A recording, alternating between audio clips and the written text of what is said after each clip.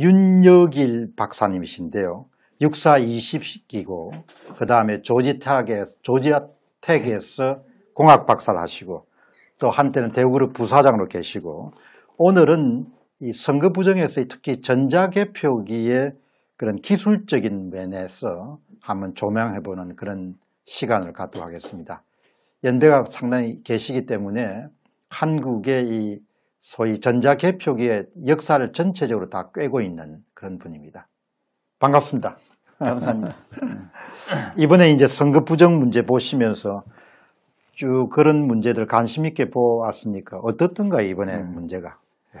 근데 처음에 이제 전자개표기부터 시작이 됐습니다. 예. 부정전자개표기에서 조금씩 부정하다가 이제 시즌 말로 간이 좀 커진 말이죠. 그래서 이제 왕창 뭐 바꿔치기를 하고 뭐 야단인데 이것은 근본적으로 이것이 해결되지 않으면은 이거 투표 하나만 하고 이 나라 있으나만 합니다. 이건 공산주의보다 못합니다. 이렇게 되면 왜?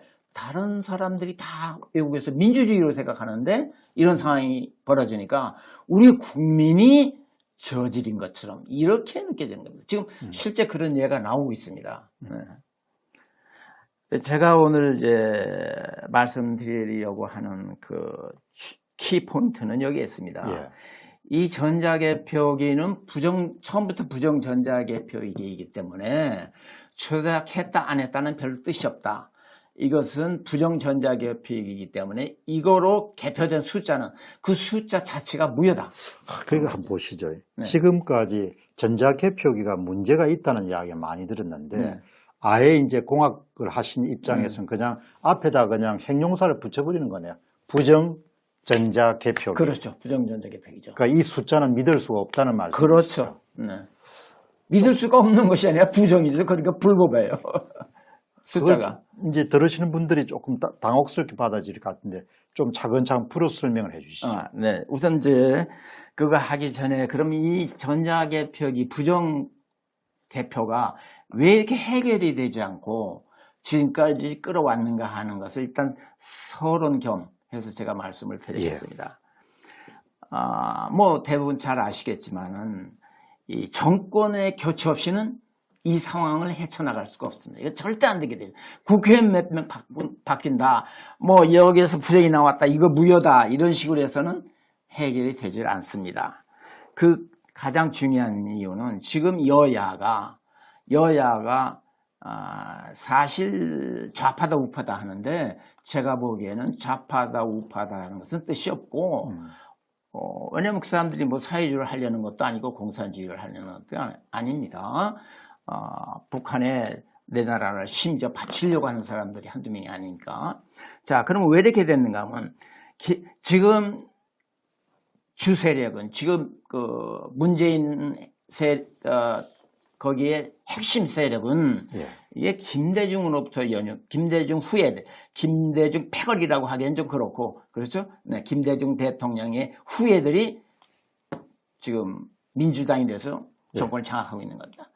그리고 김영삼 후예들, 이 사람들이 야당으로서 민통당 수구 세력으로 이렇게 보수 세력으로 나눠져 있습니다. 그러나 사실 옛날에 알고 봐야 됩니다. 그거 아닙니다.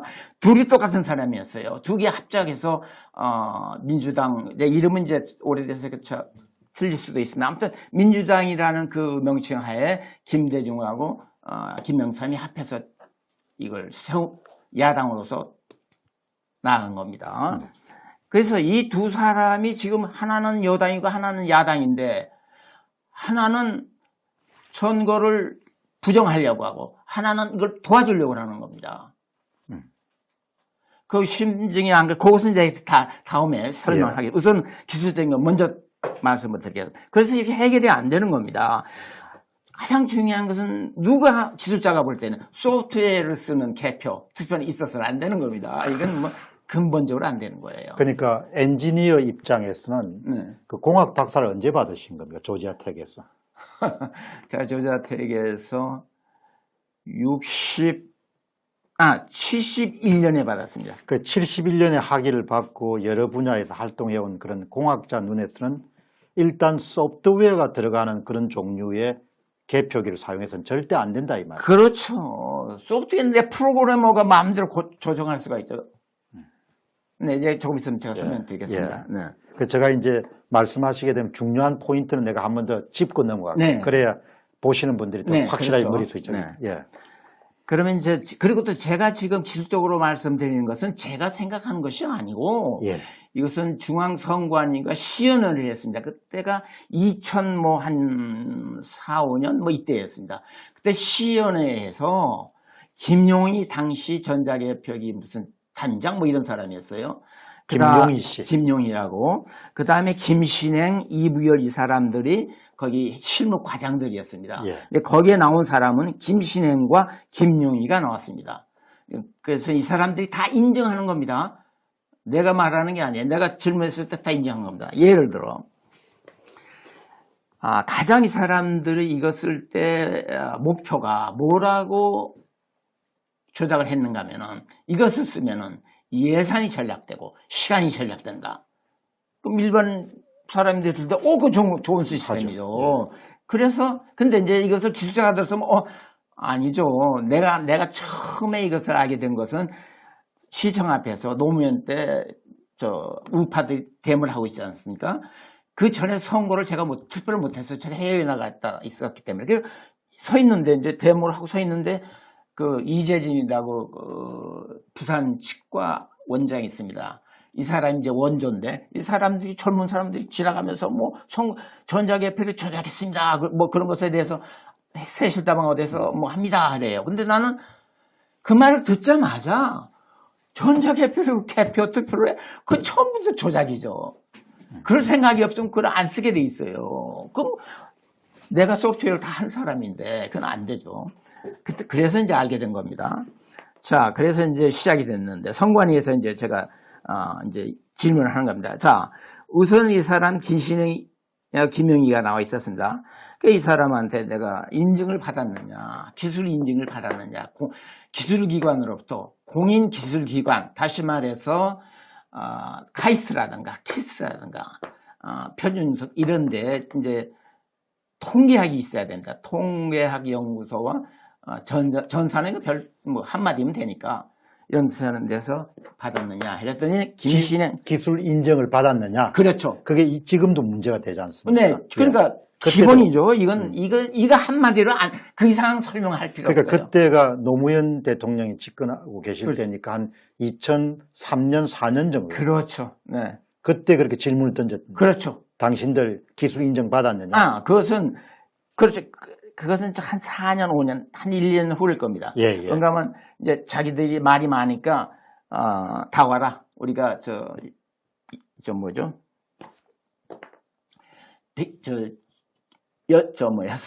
시연회를 하겠다. 네. 이제 그래서 다 모인 거예요. 그게 2002년도에 지금의 조혜주 상임위원이 과장일 당시에 전자개표가 처음에 도입됐는데 그 다음엔가 아마 지방 선거에서 보고 문제가 발생해 가지고 시연회가 얼추 2004년이나 5년 정도 있었겠네요. 네. 알겠습니다. 그래서 이제 여기에 나온 사람이 김신행, 김용희 두 명이 나왔어요. 김신행은 기획과장이었고 김용희 씨는 뭐 전자 추진 선거 투표 추진 이 중에는 위원장으로 있었어요. 아마 국장급 정도 됐을는지 모르죠. 근데 이 김신행 씨가 이제 사회를 보는 겁니다. 그 이제 질문이 시작됐어요. 그래서 이제 대부분 이제 뭐 부정 이런 것에 대해서 이야기하는데 제가 이제 기술적인 질문을 했어요. 자, 그러면은 이것은 주요 장비니까 민주주의를 좌우하는 주요 장비다. 그럼 반드시 우리가 개발한 거니까 해외에서 사온 거라면 그쪽 데이터를 보면 되는데 우리가 개발한 거니까 어디서 기술 인증을 받았습니까? 그러니까 물었다. 그렇게. 우리는 내가 그렇게 물었죠. 그랬더니 저는 모르겠어요. 저는 행정직입니다. 거기서부터 부정으로 나가는 거예요. 저는 행정직입니다. 여기 한틀 시스템을 이 시스템 한 사람이에요. 그때도 한틀 시스템. 네, 한틀 시스템이 다 한 거예요. 그래서 이제 그 양반이 했습니다. 그러니까 이제 얼굴 이제 나를 봐요. 그래서. 그러면 가장 키가 다른 거 많지만 정확도와 신뢰도가 얼마입니까? 하니까 정확도와 신뢰도의 단어의 뜻을 모르는 거예요. 정확도와 신뢰도의 단어의 뜻을 한틀 관계자가 모르더라. 모르는 거죠. 기술적인 단어의 뜻을 모르는 거예요. 그렇게 해서 이제 설명해서 가만히 있어요. 모르니까. 그러니까 이제 이 사람, 이 김신행 씨가 나한테 뭐라고 하는가 하면, 이 기술적인 것은 이부열 과장이라고 기술 과장이 있습니다. 그래서, 그럼 내가 그 양반한테 물어보면 되겠네.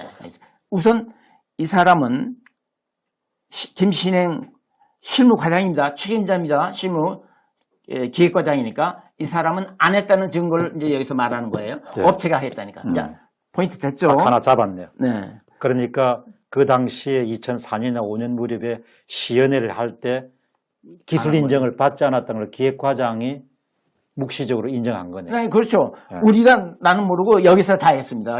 한틀 시스템. 지금도 지금 한틀 시스템. 네, 그럴 거예요. 네. 왜냐하면 바꿀 수가 없어요. 바꾸면은 부정이 탄로나게 돼 있어요. 네. 이게 아마 직원들도 여기에 관련된 컴퓨터 직원들은 바뀌지 않았을 거예요. 예. 네. 그 이제 그렇게 하면서 이제 이부열 과장을 만나서 물어봤습니까? 이부열 과장은 전화를 통했어요. 전화를. 그랬더니 뭐라고 하는 줄 아세요? 저도 행정직입니다. 세상에. 그러니까 중앙선관위 직원 중에 그 상황에서는 그 후에는 어떻게 됐는지 그 상황에서는 기술팀이 없었어요. 기술팀이. 네. 그래서 완전히 아무것도 모르는 사람이 시스템 쪽에다, 한터 시스템에다 인계를 한 거예요. 만들어달라고. 그럼 기본적으로 한틀 시스템에 그냥 도급을 다 준 거예요. 그렇죠. 그러니까 네. 기술 인정 개념도 모르고, 네, 네. 정확도도 모르고, 네. 신뢰도도 네. 모르고. 네. 네. 그걸 하려면 이제 내가 재원을 줘야 돼. 스페시피케이션이라고 재원을 좀 다오 했더니 이제 나중에 전화로 보내왔어요. 웃기는데 아무것도 없어. 정확도 신뢰도 그다음에 1년 번호 넣게 돼 있었어요. 나중에 그보니까 1년 번호 넣으라고 돼 있어요. 그다음에 시간 전략되고 이런 건 일체 없습니다. 근데 그 사람들 키는 뭐였는가 하면 아까도 제가 말씀드렸지만 예산을 전자개표를 왜 쓰느냐 하는 거. 이유가 있어야 될 거 아니에요. 예산을 전략한다. 시간 단축한다. 따라서 심사 집계부는 필요 없는 거다 이거죠. 그럼 좋죠. 그래서 그것이 사실이라면. 자, 근데 이제 여기서 이제 조작 가능성을 이야기합니다. 그 얼마든지 프로그램 조작하면 되는데, 그건 이제 자기들 양심을 믿어라 이겁니다. 공무원이 왜 조작합니까? 그럼 그때 이야기한 거나 지금이나 똑같은 거네요. 네. 중앙선거관리위원회 선거국장이 나와서 우리를 믿어라 이야기하는 거 아니에요? 어떻게 믿어요? 우리는 어떻게 부정만 믿어요? 검사 판사도 잡혀서 영장이 들어가는데 한번 그따위 소리를 나한테 하더라고요. 예. 재판정이 있어. 내가 그래 공개를 했죠. 아니 검사 판사 공무원들이 부정을 해서 다 영장이 들어갔다 나오고 난리 치는데 공무원이 부정을 안 해요. 그 당시도 믿으라는 이야기네. 예. 그럼 그때는 이제 그 문제를 거론하기 시작할 때는 그때는 현직이 뭐였습니까? 제가요? 2004년 5년 무렵. 그때는 제가 은퇴한 답이죠.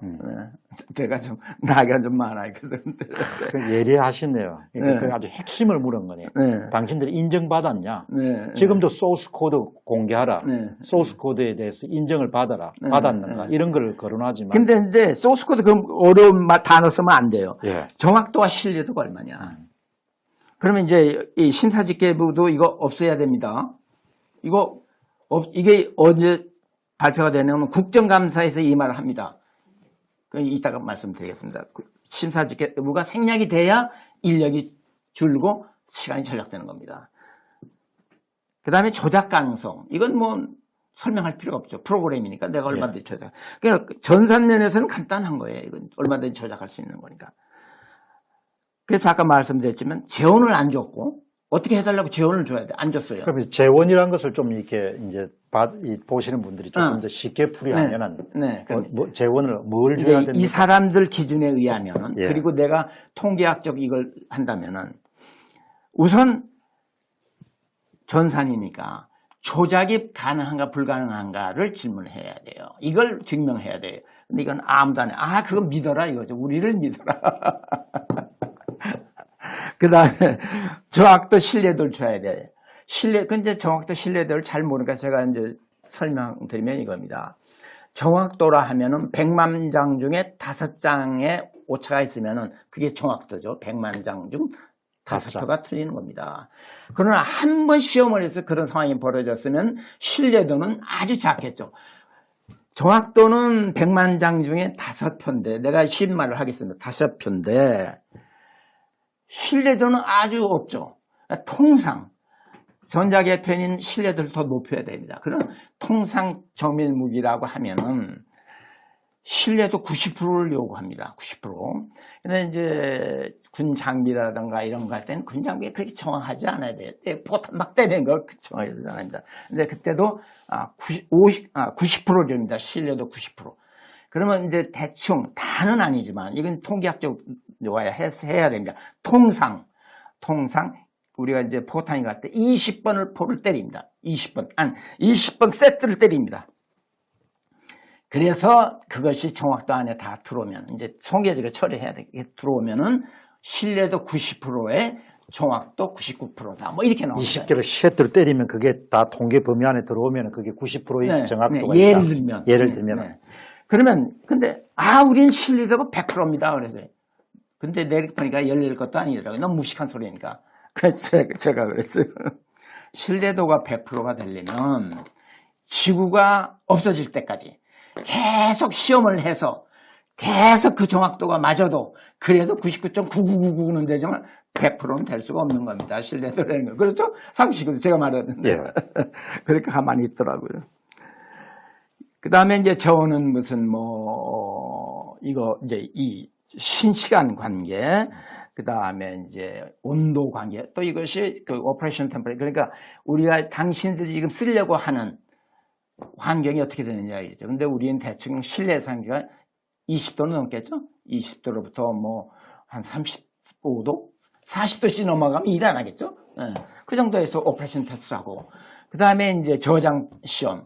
근데 거기에 딱 하나, 저장 시험을 40도씨에서 한다.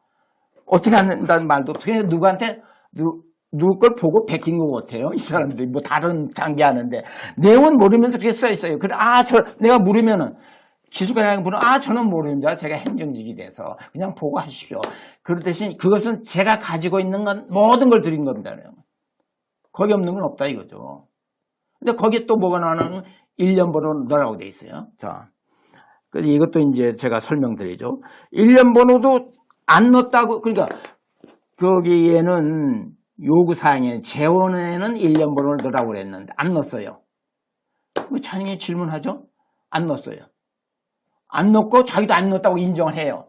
그렇지만, 내가 왜 당신들하고 합의를 합니까? 나는, 이것은 김용희 씨가 하는 말입니다. 예. 김용희 씨. 예. 이제 총체적으로 김용희 씨가. 나는 한나라당하고만 합의하면 됩니다. 예. 그거 치지 마세요. 네네. 예. 한나라당하고만 합의를 하면 됩니다. 그러니까 어쩌면 국장이, 없죠? 선거국장이 이 사람이 전자선거 추진위원단장이자 단장인데 네, 단장. 그냥 한나라당하고 합의하면 된다는 네, 거예요. 우리는 한나라당하고만 합의하면 됐지 시민단체하고 합의할 필요는 없는 겁니다. 여기서부터 이제 시작되는 거예요. 아까도 처음에 말했지만 김영삼, 김대중 그러니까 동맹관계에 있었던 그 사람들이 잠깐 헤어졌다가 하나는 정권 잡고 하나는 이제 야당이 됐는데 이게 언제든지 둘이 협조를 할 수 있는 팀입니다. 나중에 사상 또 자, 그다음에 이것에 의해서 통계학적 이행 규정이 이루어져야 된다 이거죠. 신뢰도와 정확도를 알아야 통계학적 이행 규정이 된다. 이건 뭐냐면은 이제 이렇게 되네. 100만 표다. 근데 5장의 에러가 나왔어요. 표준 편차라든가 등등해서 예를 들면. 그러면 이거 미만으로 당락이 결정되면은 만약 다른 것이 다 옳다고 봤을 때 이거 미만으로 당락이 결정된다면 자동적으로 소수개표를 한다든가 뭐가 나와야 돼요. 그렇죠? 5표 미만이니까. 그러나 통상 정확도의 3배 내지 4배, 3배 정도 줍니다. 그러나 내가 만약에 선거 담당이라면 전자개표기 선거는 이거 더 엄해야 되겠죠. 그러니까 4배 내지 5배 표준 편차 또는 평균 편차의 4배 내지 5배를 주고 그 안에서 당락이 결정되면 재검표한다. 이렇게 나와야 되는 거예요. 네. 근데 아무튼 그런 말이 없어요. 그리고 내 말을 알아도 거기 있는 사람 중에 그 기술자가 그 사람들 한트 시스템 대표예요. 또 자기 팀에도 뭐 연구원이 하나 나와 있어요. 여자인가 뭔지 모르겠는데. 그리고 이제 대표 2명 남자가 나와 있고. 근데 이 사람 중에 내가 하는 말을 기술적으로 아무도 알아듣는 사람이 없어요. 아이고, 죄송합니다. 내가 너무 흥분해서 그러는 거예요. 근데 이런 사람들이 어디 있습니까? 이걸 한나라당이 인정하는 겁니다. 문제는 거기 있는 겁니다. 내가 수요일 또 말씀드리겠습니다. 자, 그러면 이제 1년 번호는 왜 필요한가 하면 이 바꿔치기 할 때 문제가 돼요. 바꿔치기 한 다음에 내가 바꿔치기를 했어요. 근데 네. 여기에 있는 1년 번호하고 똑같은 게 들어가야 되거든요. 컴퓨터에 이게 다 찍히니까. 그건 할 수 없죠. 그러니까, 그래서 1년 번호가 무슨 QR이다, 무슨 그 막대표 이런 거를 하는 것이 아니고, 개표 및 투표를 하면 아주 쉽게, 아주 무식한 사람이 봐도 알 수 있는 그런 시스템을 만드는 것이 무슨 QR 코드가 뭔지 아는 사람이 얼마나 되겠어요? 막대기 표가 쭉쭉쭉 되어 있는 게 숫자하고 관련되는 거 아는 사람이 몇 명이 되는 거예요. 자기들만 알겠다 이거죠. 자기들만. 네, 자기들만 알겠다. 벌써 그 목표가 여기 들어가 있는 겁니다. 그래서 몰라도 된다 이야기. 네, 그래서 이제 전자개표기에 대한 결론은 기술적인 결론만 말씀드립니다. 기술적인 결론, 이 부분이 아주 중요한 거예요. 네, 이것은 뭐냐면 전자개표기에 우리가 사용되는 이 전자개표기에 표시된 숫자 자체는 내가 지금까지 말한 논리에서 무효다. 그 숫자 자체가 무효다 이겁니다. 예. 따라서 지금까지 따라서 통계 처리가 지금 안 돼 있습니다. 되지 않은 지금까지 전자개표기, 즉 소프트웨어를 쓴 전자개표기로 선출된 모든 공직자는 다 무효다. 이런 말 하면 또 저한테 또 뭐라고 하는 사람이 있습니다. 아닙니다. 그런데 네, 아니 제가 어쨌든 지금 이제 그러면은 기술적인 결론이 이렇게 내리시죠. 그렇죠. 그래서 이걸 내가 친구인 검사한테 물어봤어요. 이게 이제 다 은퇴하고 뭐 나오나. 야, 너 그거 진짜야? 아니, 내가 너한테 왜 거짓말해? 내가 다 검토한 건데. 그렇다면 법 이전의 문제다. 이건 법에 올라올 수도 없고, 이건 안 되는 거야. 그렇게 법적으로 이야기했습니다. 무효다 이거죠. 이건 법에 올라올 수도 없는 거다 이거죠. 기술적으로 안 되는 걸 어떻게 법적으로 된다고. 하나 더하기 하나가 둘인데 법적으로 하나 더하기 하나는 셋이다 하면 됩니까? 예. 그럼 제가 이제 너무나 혼란스러워 하시는 분도 계시기 때문에 민유님이 지금 댓글에다가 한나라당 역시 미통당도 이미 알고 있었습니다. 이미 이렇게 이야기를 하고 또 그분이 미통당과 한교안은 이미 알고 있었습니다. 이렇게 이제 지금 이야기를 하거든요. 그런데 이제 우리 윤여길 박사님이 젊은 날 조지아 이제 텍에서 또 박사학위를 그때는 학위를 어느 분야에서 학위를 하셨습니까? 얘기했어요. 박사학위, 난 메스터는 석사는 이제 화공과 석사학위를 받고 우리 기준으로 하면 화공학 박사죠. 그런데 거기서는 화공학이라고 안 하고 그냥 공학 박사라고 공학 박사고 하시고. 그래서 이승만 박사도 철학 박사인지는 모르지만 PhD라는 게 철학 안에 그런 뜻이 아니고 박사면은 데지그네이션을 안 붙여요. 석사까지는 화공과다 기계과다 이렇게 붙지만 이 박사학위부터는 그게 없이 그냥 PhD라고 나옵니다. 그래서 이제 그 공학도로서 오랜 그런 뭐 국방연구원이라든지 이런 또 대우라든지 이런 데서 근무를 하신 모든 경험을 다 이렇게 종합하면은 지금까지 이제 기술적으로 여러 가지 문제점을 말씀을 많이 하셨는데 총 결론이란 것이 이겁니다. 여러분 그냥 귀를 기울여 이게 너무 중요한 결론이기 때문에 공학자 입장에서 내린 결론은 전자개표기로 표시된 숫자 자체는 무효다는 거죠. 그러니까 따라서 통계 처리가 되지 않은 지금까지 전자개표기 가로 열고 소프트웨어로 선출된 모든 공직자는 자격을 가질 수가 없다. 이게 굉장히 중요해요. 아까 말씀하신 것 중에 소프트웨어를 이용한 개표기는 안 된다. 그렇죠. 이야기죠. 프로그래머가 마음대로 조작할 수 있으니까. 그리고 이제 지금 큰 경험을 말씀하셨는데 우리나라의 전자개표기가 2002년도에 도입되기 시작합니다. 그 2002년도에 도입되기 시작하는데 그 당시에 이제 중앙선거관리위원회 위원장이 유지담 씨라는 대법관이셨고 그다음 그때 그 실무를 총지휘하신 분이 지금 중앙선거관리위원회 실질적인 1인자인 조혜주 상임위원입니다. 그 당시 선거과장으로서 전자개표기 도입. 제 기억이 정확하다면 그것을 아마 지방선거에 도입해가지고 개표 과정에서 여러 가지 이제 오작동이나 이런 문제가 많아가지고 그 다음에 시연에 그것을 그런 문제점이 있는 것을 좀 해명하기 위해서 얼마 전에 했던 것과 비슷하게 중앙선거관리위원회에서 시연회를 했습니다. 그 시연회 장소장에 어느 분이 참석하셨는가 하니까 윤여길 박사님이 참석하셨습니다. 맞죠? 네. 맞습니다. 제가 틀리면 저한테 네. 브레이크를 버튼 누르시기 네. 바랍니다. 이제 그때 참석했을 때 그때 김신행이라는 기획과장님이 참석하셨고 김용이라는 국장님이 참석하셨고 또 이부열이라는 과장님이 참석하셨습니다. 이부열은 참석 안 했습니다.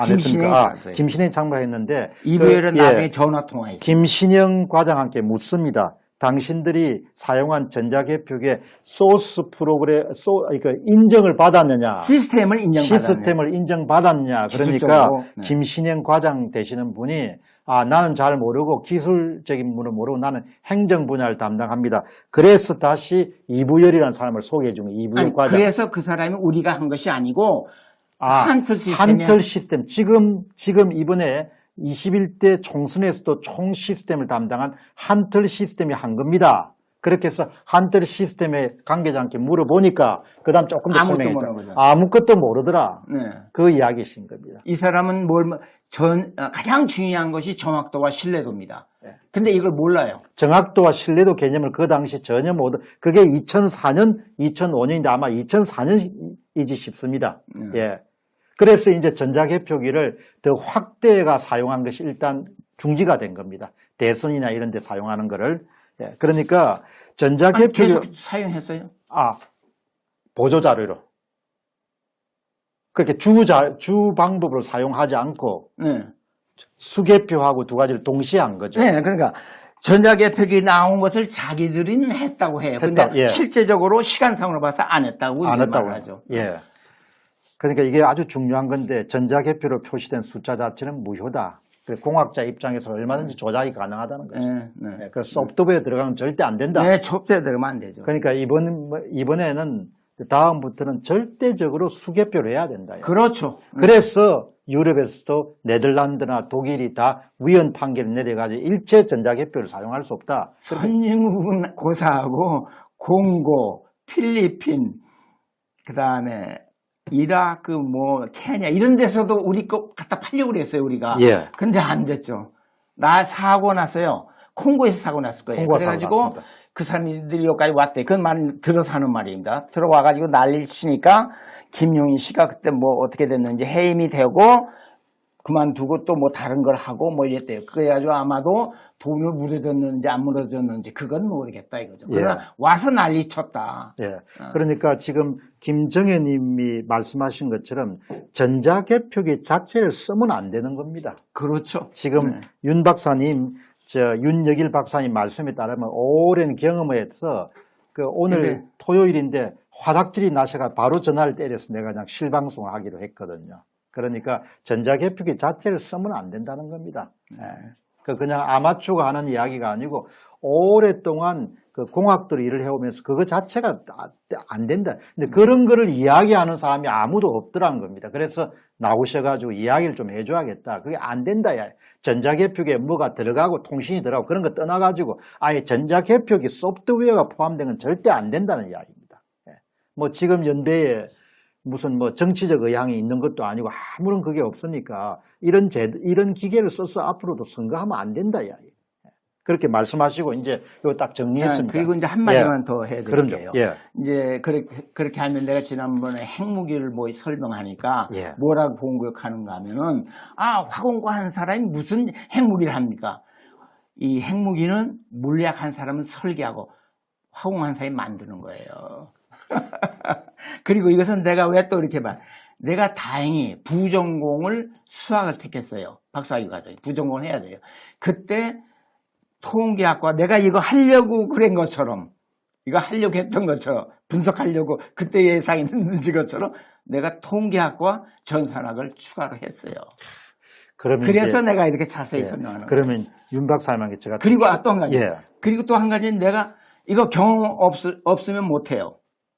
연구소에서 장비, 고급 장비 무기 연구 개발할 때 반드시 통계 처리를 하는데 그때 정확도, 신뢰도, 그 다음에 뭐 여러 가지 아까 말한 이것에 몇 배를 더 줘요. 예를 들어 저 비행기가 폭탄 떨어뜨리잖아요. 그러면 이제 이게 파편이 올라가서 터지죠. 그걸 막기 위해서 이 파편이 올라가서 맞으면 떨어지죠. 휴얼 탱크에 들어가면. 그래서 비행기 얼마 이하로는 떠서는 안 된다 하고 높여줘요. 그때 통계 처리가 굉장히 중요한 겁니다. 자, 결단코 맞아서는 안 된다 하면 저 높이 올라가야 돼요. 그럼 이거 폭격을 할 수가 없죠. 요 사이야 가이던스가 그런 게 없을 때는. 그러니까 낮춰요. 800m 하면 800m 딱 낮춰요. 이것을 뭘 기준으로 하는가 하면 자, 표준 및 평균 편차를 몇 배를 줄 거냐. 이 맞는 거. 그래서 그것을 적당한 선에서 그러니까 통계학이 엄청 중요한 거지 않습니까? 통계학이 없으면은 이게 안 되게 돼 있어요. 근데 우리는 통계학을 무시하고 지금 그거 좀 말씀해 주세요. 왜 야당은 통계 처리 자기가 통계 분석 그러니까 여론조사를 자기가 하면 될 거 아니에요. 근데 다음에 말하려고 그랬는데 여기 미리 말을 하죠. 그런데 이제 그거 참 그럼 제가 이제 한 가지 질문 던지겠습니다.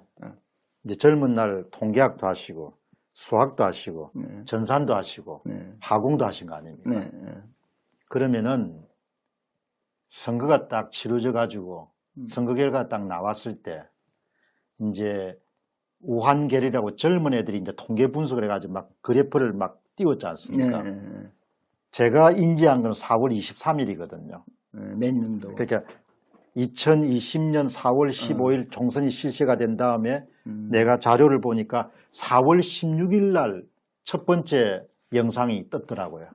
야, 이거 좀 이상하다. 그걸 공병호 TV를 통해 방송하기 시작했더라고요. 그 다음에 이제 본격적으로 달라들기 시작한 것이 4월 23일인데. 그런데, 4월 22일.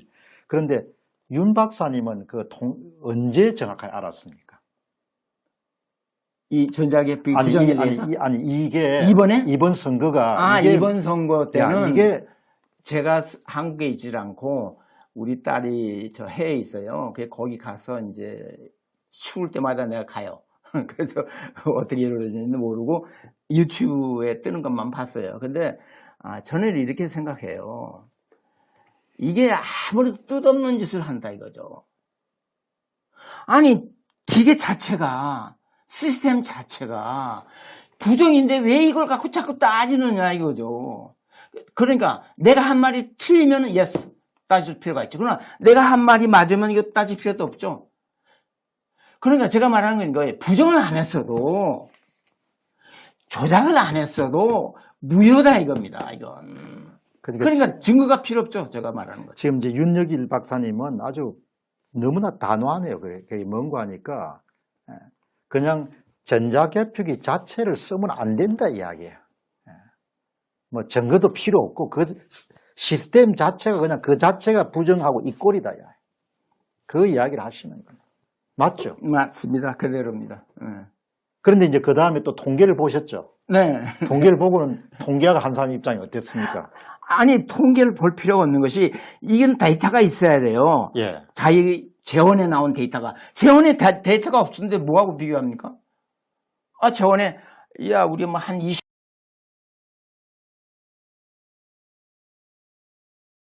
그게 참 신기하더라고요. 이제 이번에 부정선거 문제를 파헤치면서 황교안 씨가 당대표에 올 때 그때 이제 김진태 씨하고 오세훈 씨하고 황교안 씨 3명이 붙었지 않습니까? 근데 이제 그 당시에 그런 이미 한나라당 내에서도 김진태 씨를 옹호하는 당원들이 굉장히 극렬하게 반대를 하더라고요.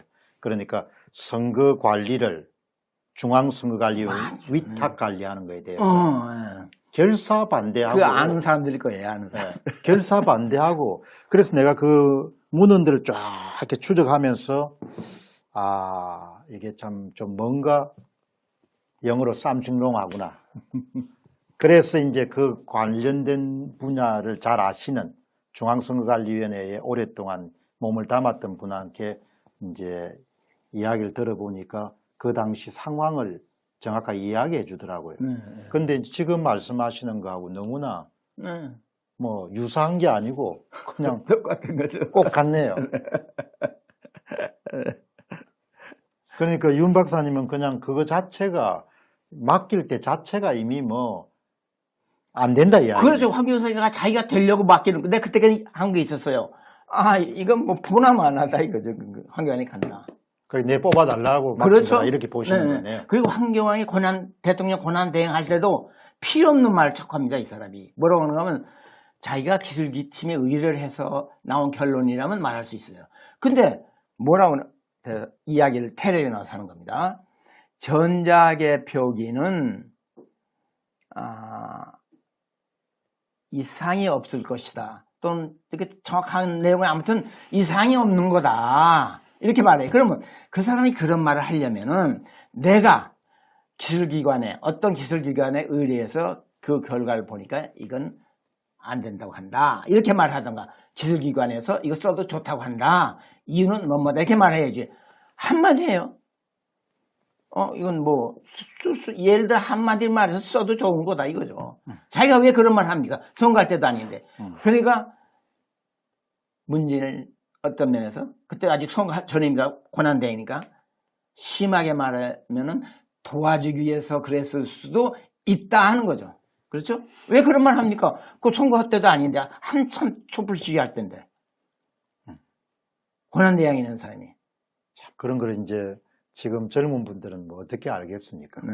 확인해 주시니까. 네. 그 다음 이제 또 계속 나가시죠. 네. 이제 진행해도 되겠습니까? 그럼요. 네. 예. 그럼. 그 다음에 이제, 또 이제 이걸 또 말씀드리죠. 내가 아까 말 안 한 것 중에. 자, 그러면 정치계가 왜 이렇게 됐느냐 하는 거죠. 정치계는 이제 박정희 대통령께서 이제 그 나라를 발전시킨 결정적인 그 핵심 요소는 저는 이거로 봅니다. 과학기술을 존중하고 구정치인을 싹쓸이했습니다. 지금도 누군가가 나와서 나라를 바로잡으려면 지금까지 정치인은 한 명도 써서는 안 돼요. 이 사람들은 양심이 있는 사람이라도 물이 들었어요. 물이. 그거 이해가 안 되는 겁니다. 그래서 이제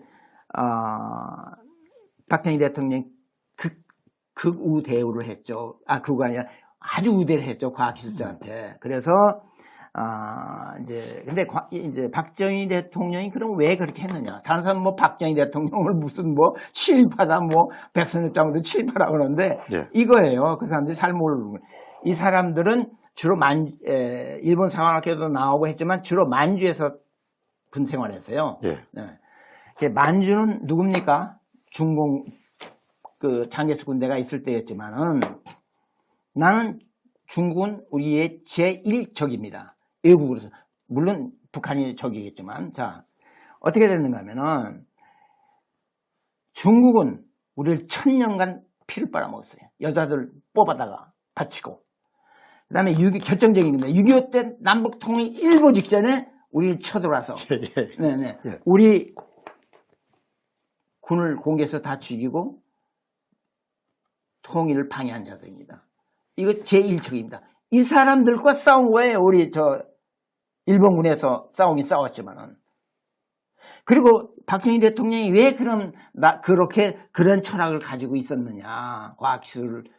이 양반은 한국에서 교육을 받고 한국 문화에서 살고 일본 육군 상학교를 나왔어요.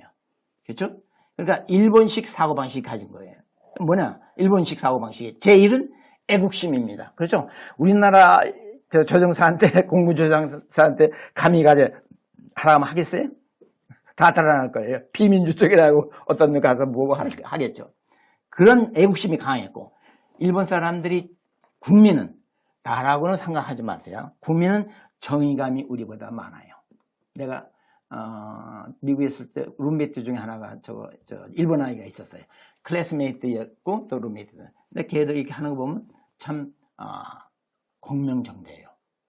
그냥 나라끼리 할 때 조금씩 달라져요. 근데 지금 우리는 심지어 어떤 곳에서는 일본이 무슨 무기를 만들고 있는데 우리도 그것에 대항할 수 있는 무기를 만들어야 되지 않느냐. 그 말 들으니까 너무 열이 나더라고요. 아니 중국 녀석이 떼놈이 뭘 만든다고 그러면은 내가 거기 저항해서 만들어야 되겠지? 일본군은 지금 우리의 우군이에요. 우군입니다. 그리고 박정희 대통령을 교육시킨 우군이에요. 그리고 백선엽 장군을 애국심이 나오도록 한 장본인이 바로 일본입니다. 그리고 이걸 하셔야 돼요. 6.25 때 만약에 일본 출신 군인이 없었다면 어떻게 됐다고 끝났어요. 왜? 그 당시에 김석원 장군 아실는지 모르겠어요. 예. 김석원 장군, 백선엽 장군, 그 다음에 아무튼 예. 이게 다 일본 사관학교 출신인데 이 사람들이 싸움을 제일 잘한 거예요. 김석원 장군이 막아갖고 좀 늦어졌죠. 원체 막아가죠. 그래 역시 일본 군 출신이에요. 지금 근데 보세요. 독일은 이스라엘을 어떻게 했어요? 너무 비참하게 죽였어요. 그처럼 지금 예. 다 화해하고 우리 돈 주겠다는 거 안 맞잖아요. 뭐 조금만 했을 거예요. 근데 안 받겠다고 했을 거예요. 내 기억으로 지금 그런 것 같아요. 예. 중국도 일본에 대해서 그런 짓 안 해. 너 돈 내놔. 그건 치사해서 그런 말 안 해요. 예. 조금 이제 선거로 약간 줄여 나가시죠. 예. 네. 우리나라 이게 만약에 재판이 나왔죠? 좋아요. 거기까지. 예. 오케이. 내가 정부 예산을 준다. 이것은 역사 기록으로 남겨라. 이렇게 해야지 돈 내놓으라고. 네, 이건 참 10원짜리 가치도 없는 사람들. 이런 사람이 어떻게 대통령이 되고 국회의원이 됩니까? 자, 그 다음에 이제 또 세계 선거기간 협의회. 이제 이걸 세계 2대 불가사 이거 참 재밌는 말이니까 말하겠습니다. 우리나라가 참 어렵다 하는 것이 이것은 백상창 박사라고 정신 분석학자가 있어요. 유명해요, 이 양반이. 이 양반이 한번 세미나를 하면서 세계 2개 불가사의가 있다. 예. 그럼 뭐가 불가사의가? 난 여러 개 불가사의는 많이 들었지만 2개 불가사의가 있다는 거 뭔지 몰랐어요. 근데 우리가 하나는 중국이 공산당을 한다는 거고 하나는 한국이 자본주의를 한다는 거다. 중국은 태어날 때부터 장사꾼이죠. 장사꾼이죠. 태어날 때부터 장사꾼이에요. 근데 이거 어떻게 공산주의가 되느냐 이거죠. 우리나라는 태어날 때부터 사촌이 논 사람 배 아프다 이거죠. 사촌이 논 사람 배 아픈 사람이 어떻게 자본주의를 합니까? 조금 이렇게 선거로 좀 압축하고 나중에 이제 시간 내셔가지고. 그렇죠. 네, 거기까지 이제 하시고. 그 다음에 이제 내가, 김용희. 이 친구가 나중에 내가 이제 이걸 찾아봤어요. 과거에 이제 중앙선거관리위원회 거기서 떠나더라고요. 이 사람이 예. 이제 그 사건이 터져갖고 떠나요. 막 외국의 상을. 그래가지고 또 뭘 만드는 거야. 그러니까 이제 한들 시스템이나 뭐 이런 데서 바깥에 전자개표기를 수출해가지고 그 사건이 터져가지고 그 김용희 씨란 분이 중앙선거관리위원회에서 뭐 사무처장이나 뭐 이런 중요한 직책을 하고 있었는데 그분이 이제 본의 아니게 떠나게 됐다. 네네. 예. 그 다음에. 네. 그 이제 거기서 필리핀에서 제일 먼저 사건이 일어납니다. 필리핀에서 이제 그걸 팔려고 갔어요. 그랬더니 거기는 필리핀이 상당히 어려워요. 옛날에 우리 원조도 했지만은. 그리고 아주 수준이 낮아요. 거기서도 야당이 그것을 거기 대통령이 그 당시에 뭐 부정하려고 그랬어요. 그걸 기술기관에 의뢰를 했어요. 기술기관에서는 하나 더하기 하나면 둘이지 어떻게 셋이라고 말합니까? 그러니까 이거 못 쓴다고 그랬어요. 그래서 안 썼어요. 못 썼어요. 그리고 그 콩고 지난번에 말했더니 거기서는 팔아가고 조작을 했어요. 근데 탈로가 났어요. 그래서 재선거에서 다른 사람이 되고 격분한 거기 이제 직원인지 뭐 성관이 직원인지 뭔지 모르겠어요. 사람들이 와가고 항의하고 이런 일이 한국까지 있었어요. 와가지고. 네. 그런데 이 김용희 씨가 그 다음에 이걸 그만두고 또 무슨 짓을 했는가 보니까 우리 국가 예산으로 우리 국가 예산 이건 내부에 다 나와 있는 거 내가 쭉 봤어요. 우리 국가 예산으로 들여서 세계 선거기관 협의회 맞습니다. 예. 제가 좀 아니, 맞습니다. 그거를 만들었더라고요. 근데 만드는 거 좋은데 우리가 100% 지원했습니다. 예산을. 목적이 있으니까 그렇게 했죠. 왜 우리가 100% 지원해요? 그걸 또 정부는 왜 허락합니까? 100% 우리나라가 그렇게 민주주의 국가입니까? 이게 모든 게 이게 계획에서 이루어지는 겁니다. 그리고 반대해야 할 야당, 보수당은 거기를 도와주고 있고, 다른 시민단체가 말하면, 그거 아니야. 그거 이상 없는 거야. 그래서 지금까지 온 겁니다. 그럼 뭐 서로가 그냥 얽히고 설켜서 그냥 이렇게 한 거네요. 그래서 아무튼 제가 이 애국단체에 부탁하고 싶은 것은 뭐, 다른 걸 생각하고, 왜 돈이 얼마나 듭니까? 여론조사 하는데. 그거 고용해갖고 여론조사 하면 돼요. 내가 봐도 물론 내 주위에 뭐 다 보수파들이겠지만은, 고등학교 졸업생, 우리 동네에서 한 10명 모여요. 거기는 입에 거품 한 명도 지지 않는 사람이 없어요. 100%죠? 또 다른데 뭐 다 그렇고 다 그래요, 다. 근데 여론에는 항상 70%라고 하죠. 제가 그런 말 했는지 모르겠는데, 자, 영국에서 무슨 일이 있었는가 하면 이제 문재인 씨가 대통령 되기 전에 1년 전 정도 됐어요. 그 이제 통계 처리된 게 있더라고요. 그래서 이 사람들이 와서 자기가 여론조사를 했어요. 하고 보니까 20몇 프로가 30% 미만이 나왔어요. 근데 통상 자기들 경험으로 1년 전에 30% 미만의 지지율을 가진 사람은 된 역사가 없다. 역사까지는 아니야. 안 된 일이 없다. 그래서 안 되는 걸로 다 알고 있어요. 근데 뭐 60%, 70%막 지지율이 나오죠. 그런 거 보고도 여론조사를 할 생각을 안 하죠. 왜 그랬습니까, 그건? 모르겠습니다. 어쨌든 이게 한틀 시스템하고 관우정부라는 데 그런 내용. 관우정부가 이제 소프트웨어를 했어요. 그게 가장 중요한 건 소프트웨어죠. 그래서 소프트웨어를 하고 행방불명 됐어요, 이 친구가. 사장이. 그래서 말로는 막 캄보디아에 달아났다고 그래요. 그리고 뭐 자수서도 쓰고 그랬는데 그런 건 다 믿을 수 없는 거고. 아무튼 그 사람이 그걸 했고 달아난 건 사실이에요. 그럼 한틀 시스템이 얼마나 큰 회사예요? 왜 삼성에 맡겨야죠, 그런 건? 그렇게 큰 거 소프트웨어, 시스템까지 들어가. 시스템만이 아니에요, 다. 근데 그런 이름도 없는 관우. 그것도 하자마자 그거 끝나고 나서 해산해서 없어졌어요. 파산해서. 자, 그럼 이제 오늘 이 말씀을 쭉 들어보면은 이게 얽히고 설켜가지고 국민들이 각성 안 하면 다음 선거도 자, 제가 또 이제 들은 말 중에 내가 의심하던 말이 사실로 된 것에 대해서 참 불행하게 생각합니다. 그 한국논단의 사장님이 이름이 뭐였지? 이번 돌아가셨더라고요. 이 양반이 처음에 저한테 뭐라고 하는 거면은 김일성 장악권을 하는 사람이 1,800명이 된다. 판사 검사 중에. 그래서 지나가는 말 어디서 들었겠지. 톤다운 하셔가지고. 아니, 난 어디서 들은 걸 알았어요. 근데 나중에 말하는 거 보니까 그게 아니고 자기가 일본에 갔는데 일본 조총련이 자기를 좌파봤답니다. 같은 편으로. 그래서 자기들끼리 하는 말을 한 거예요. 김일성 장학금을 받은 사람들이 한국 고등고 10회 산 사람이 1,800명이 된다.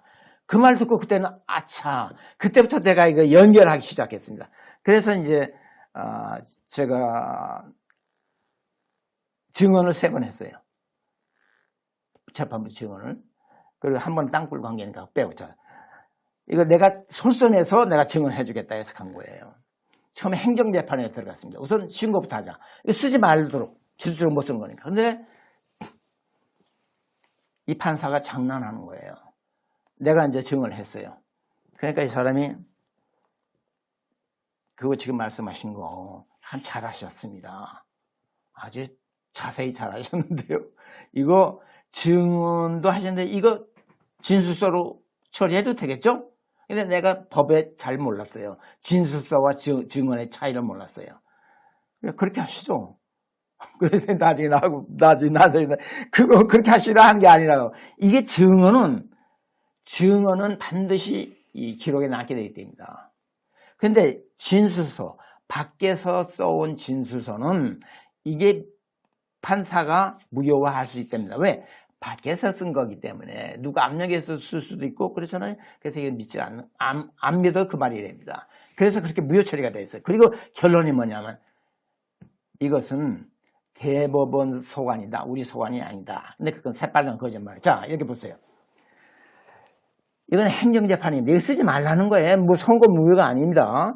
이건 이래 등등등 기술적으로 약점이 있고 이래 해서 앞으로는 이건 쓰지 말았으면 좋겠다. 건의하는 거죠. 행정재판에.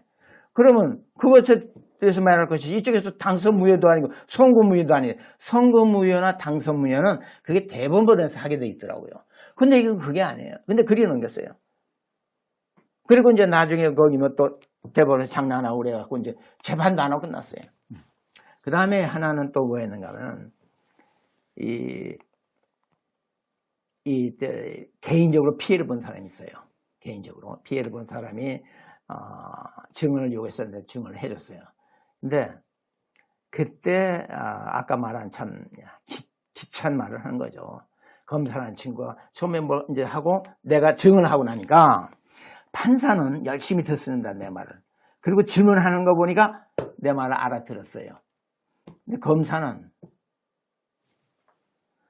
할 말이 없죠. 내가 내 질문할 수 있어요? 할 수 없으니까 똑같은 말을 하는 겁니다. 그러니까 벌써 중앙선관위에서 지시를 했어요. 그때 어떤 상황이 벌어졌는가 하면 내가 증언하기위해서 갔어요. 그날 갑자기 중지가 됐어요. 왜? 판사는 몰라요. 보니까 하는 짓을 보니까 연기된 걸. 판사는 계속 무슨 일이 있어갖고 막 이걸 우리 앞 재판을 길게 끌고 나가요. 그러다 마지막에는 우리 변호사가 나타나질 않아요. 세상에 변호사가 나중에 알고 보니까 깜빡 잊었답니다. 변호사가 자기 변론인 오늘 있는데 그걸 모르고 깜빡하고 어디 갔대. 고의적으로 선관위 지시에 의해서 변호사는 꼼짝 못하게 돼 있더라고요. 보니까 이게 판사나 이런 사람한테 밉보이면은 이게 사업이 안 되는 모양이에요. 그래서 이 친구는 어떻게 할 수가 없으니까 살짝 빠진 거예요. 그리고 없어졌어요. 연락도 안 돼요. 그래서 이제 다시 두 번째 갔습니다, 내가. 그래서 재판을 하는데 그 판사라는 사람이, 검사라는 사람이, 판사는 열심히 듣고 이해하는 것 같았고, 검사는 이해해도 뜻은 없어요, 사실. 검사는 그 공무원이 왜 부정합니까? 똑같은 말 하는 거예요. 그러니까 이것은 제가 아까도 말했듯이 김영삼 대통령 패거리 후예들과 김대중 대통령 후예들이 합작해서 하는 거기 때문에 이건 안 되는 겁니다. 판사 검사까지 합해서 하는데 절대 안 되겠다. 이게 되면 내가 5손가락에 장을 내죠. 힘에 의하지 않고는 이건 안 되는 겁니다. 그래서 또 오늘 이제 참 말씀을 이렇게 많이 해주셨는데 한번 이제 좀 지금도 정리해 주셨지만 한번 이렇게 간단하게 핵심만 한번 이렇게 아까 전자개표 표시된 부분하고 핵심만 하나, 둘, 셋 이렇게 한번 딱 정리해가지고 마무리하시죠. 예. 제일 첫 번째는 아무튼 소프트웨어를 쓰는 것은 뭐가 됐든 안 된다 하는 거죠. 첫째, 소프트웨어 쓰는 것은 절대 안 된다. 아무리 시험해도 그 시험은 쓸 수 있는 시험이 아니다는 거죠. 그러니까 기본적으로 전자개표기를 쓰는 것 자체가 아니다. 그게 그러니까 뭐 증거가 있고 이런 게 떠나가 그거 자체가 안 된다. 그래서 그거로 표시된 숫자는 무효다 하는 거죠. 전자개표기가 생산해낸 모든 종류의 숫자는 다 무효다 이렇게 이야기를 하시죠. 기술적으로 무효예요. 기술적으로 무효면 자동적으로 법적으로 무효이죠. 기술적으로 무효는 자동적으로 법적으로 다 무효가 될 수밖에 없다. 또 이야기합시다. 그다음에 패거리 또 이야기해 주시죠. 이제 그거 하나만 하죠. 그다음에 이것이 어려운 것은 절대 안 돼. 내가 지금 생각으로는 내가 여기서 이야기하면 뭐가 바꿔질 것 같습니까? 절대로. 판사 앞에 가서 내가 이거 해서 판사 꼼짝 못하고 듣고 가만히 끝나도 말 안 합니다. 그래도 결과는 아닙니다. 결국은 이게 패할 수가 없어요. 선거 다시 할 수도 없고 전자개표기 다음에 써야 됩니다. 다음에 전자개표기를 대통령에서 안 쓰면은 또 돼요. 헌법까지 바꿔 다 돼요. 또 지금 이것도 만약에 이번 선거만 국회의원 선거만 무효로 해서 몇 개가 들어오지 않습니까? 그거 받아줄 수도 있습니다. 그것만 무효. 그리고 다시 해요. 그래서 반대당이 야당이 될 수도 있죠. 그러면 또 다음에는 대통령 선거 때는 전자개표를 여기 QR코드 이게 부정이 있다고 날리신 것만 안 하고 전자개표를 써서 또 갑니다. 그럼 또 당선되는 거죠. 자, 그럼 이제 마지막으로 미통당이 왜 그렇게 미온적으로 대처를 하는 것 같습니다. 그러니까 제가 그건 기본이에요. 옛날에 동맹관계였다 이거죠. 둘이 김영삼 대통령과 김대중 대통령은 동맹관계에 있다 이거죠. 이 동맹관계에 있는데 잠깐 떨어졌을 뿐이에요. 서로 정도가 차가 있으니까. 그래서 문제가 있으면 또 합해지는 겁니다. 떨어졌다 붙었다 하는 거예요. 그러니까 전자개표를 그 말이 됩니까? 자기가 표를 내가 또 한마디 안 했군요. 이해창 씨를 만난 이야기해 주시죠. 안 했죠? 그럼요. 네. 이해창 씨도 다 경기 출신들이죠. 네. 네. 문제는 경기 출신들이 많네요. 아니, 이제 아까 김영호 씨는 말했죠. 예, 김영호 씨는 말했습니다. 자, 이제 내가 이제 그때 어느 이제 후배가 고등학교 후배가 이제 부산대학교 교수를 하고 있는데 그러지 말고 이제 다 떨어져 끝났으니까 이해창 씨를 한번 만나자 할 때 좋습니다 해서 갔어요. 나하고 단둘이 간 겁니다. 그쪽에서는 이해창 씨 나하고 뭐 참모가 하나 나와 있었어요. 거기서 이제 이 사람은 이제 주로 증언 이야기를 했고 나는 이제 기술적인 설명했어요. 그랬더니 다 듣고 나더니 완전히 내 말을 알아들었어요. 자세히 설명하니까 내 앞에서 무릎을 딱 쳤어요. 아차, 내가 속았구나. 여기까지 딱 하고 이제 끝난 거예요. 아차, 내가 속았구나. 이제는 액션을 할 것 같다. 근데 착각이었어요. 그 사람은 이미 발목이 잡힌 상태예요. 그리고 과거에 뭐 김명삼하고 좀 사이는 마지막에 어쨌거나 발목이 잡혔어요. 꼼짝 못하게 돼 있어요. 그러니까 가서는 액션을 안 하는 겁니다. 또 중요한 게 뭐 어떻든 많은 사람들이 그런 미통당 입장도 그렇지만 황교안 대표라든지 뭐 오세훈 씨라든지 김진태 씨라든지 이런 분의 미온적인 부분에 대해서 근데 그런 거 참 이제 이 오세훈 씨가 있었어요. 이제 뭔가 떨어졌어요. 시장하다 떨어졌네. 국회나 떨어졌네. 시장하다 떨어졌네. 그래서 이제 내가 알려줘라 할 때 이제 누가 이제 전화했어요. 했더니 이번에가 아니라 그 전에. 네. 그랬더니 처음에 아무튼 할 것 같이 하다가 안 했대요. 이 사람들 보니까 뭐 하려면 본부에다 묻더라고요. 한나라당 본부에다가. 저도 그걸 하긴 했어요. 네. 항상 당 지도부에 뭐 물어요. 네, 당 지도부에 이번도 보니까 당 지도부가 당 지도부만 허락을 해주면 좋겠는데 그물 뭐 그런 거예요. 그거 하면은 자기 후보 선택을 못 받거든요. 예. 그럼 다음에 떨어지니까. 나라는 망해도 내 국회의원 되는 것이 나는 더 우선이다 이거죠. 윤 박사님하고 저하고 관찰기가 거의 비슷하네요. 그러니까 저도 느낀 게 이분들한테는 뭐 그런 게 별로 중요하지 않구나. 그렇죠. 아무런 관계 없어요. 내 어떤 약간의 그 브랜드 같은데 향후 방향에 좀 걸림돌이 되거나 피해가 올 것 같으면 뭐 나라야 산수갑산으로 갈 값이 별로 뭐 개의할 필요가 없는 거야. 예. 근데 오늘 정원 가운데서도 상당히 참 와닿는 게 그 황교안 대표가 그 이제 자기가 당 대표가 될 때 선거 관리 업무를 중앙선거관리위원회 위에 맡거나 항상 그 부분에 대해서 이제 어느 정도가 있는데 오늘 한 번 더 확정을 해주시네. 그게 그것 그렇죠. 때문에 결국은. 그러니까 아니 대통령 권한대행 때부터 이상한 사람이에요. 그 야당을 공격하는데 우익이 좌파를 공격하는데 왜 좌파 말 듣고 그런 소리를 해요? 자기가 그렇다면 가장 중요한 건 뭐예요? 기술연구소, 카이스트라던가 이런 거 많잖아요. 우리는 거기다 의뢰하면 간다. 그 당에서 또는 권한대행일 때는 국가 돈 예산으로 됩니다. 그거 얼마 안 줘도 돼요. 아니 국가 학교는 무료로 될 겁니다. 대통령 지시면 무료로 돼요. 안 해요. 그리고 나서 자기 대표 선출할 때는 또 선관위에 위임을 한다. 그러면 벌써 이건 발목이 잡힌 거예요. 황교안. 만들어준 거네. 예. 그러니까 발목 잡혔으니까 발목이 잡혔어. 자기는 아이고 나야 망하고 흥하는 건 나 관심 없어. 이거 잘못하다 내가 이거 반대했다가 발목 잡히면 다 잡히게 돼 있어요. 어떤 사람이 나한테 그러더라고. 윤 박사님 꼭 뭐 몇 억을 줘야 발목 잡힙니까? 아닙니다. 1,000만 원만 딱 주고 처음에는 뭔지 모르게 딱 준다 이겁니다. 주고 아이 고맙다고. 나중에 그 돈은 어디서 나온 겁니다. 그 돈은 이번에 그 전자개표 그런 거 좀 도와달라고 드린 겁니다. 돌려주겠어요? 그럼 말 뻥하죠. 1,000만 원 좀 심하죠. 몇 천만 원 주면. 국회의원 말 안 해요. 내가 어느 정도 그걸 이런 말 하면 좀 여기서 공개할 수는 없는 건데 아무튼 눈 뜨고 볼 수 없는 일이 계속해서 일어나요. 근데 이게 뭐냐? 우리가 너무 빨리 민주주의를 한 거예요. 미국식 민주주의를. 우리는 2조 시대에 거의 노예 생활을 했더라고요. 자세히 보니까 우리나라가 노예 집단이에요.